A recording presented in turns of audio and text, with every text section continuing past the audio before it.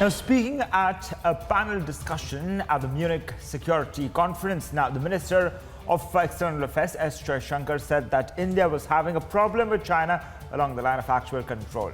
He has a full report. Minister of External Affairs S. Jaishankar said India was having problems with China along the line of control. Speaking at a panel discussion at the Munich Security Conference, he admitted that the India-China bilateral relations were undergoing a difficult phase. For 45 years, there was peace, there was stable border management. There were no military casualties on the border from 1975. That changed because we had agreements with China not to bring military forces to we call it border, but it's line of actual control. And the Chinese violated those agreements. Now, the state of the border will determine the state of the relationship. That's natural. So obviously, relations with China right now are going through a very difficult phase. The eastern Ladakh border standoff between the Indian and Chinese militaries erupted following a violent clash in the Pangong-Sol Lake areas, and both sides gradually enhanced their deployment by rushing in tens of thousands of soldiers as well as heavy weaponry.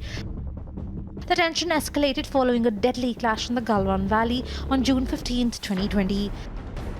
Jaishankar, however, denied any similarities between the Ukraine-Russia and Indo-Pacific situation. I don't think the situations in the Indo-Pacific and the transatlantic are really analogous. And certainly the assumption in your question that somehow there's a trade-off and, one country does this in the Pacific, so in return you do something else. I don't think that's the way international relations work. We have, I think, quite distinct challenges. What's happening here, what's happening in the Indo-Pacific. In fact, if there was a connection by that logic, you would have had a lot of European powers very early taking very sharp positions in the Indo-Pacific, and we didn't see that. We haven't seen that since 2009. Jaishankar described Quad, which was formed in 2017, as an alternative to contain Chinese influence in the Indo-Pacific region, as a grouping of 4 countries who have common interest. Not a post-2020 development. Yeah. Our relations with the Quad partners, the United States, Japan, Australia, have steadily improved in the last 20 years. Again, as I said, you're making it seem like cause and effect. Right. I would challenge that. Okay. I think the Quad has a value in itself. It's 4 countries who recognize today that the world would be a better place if they cooperated.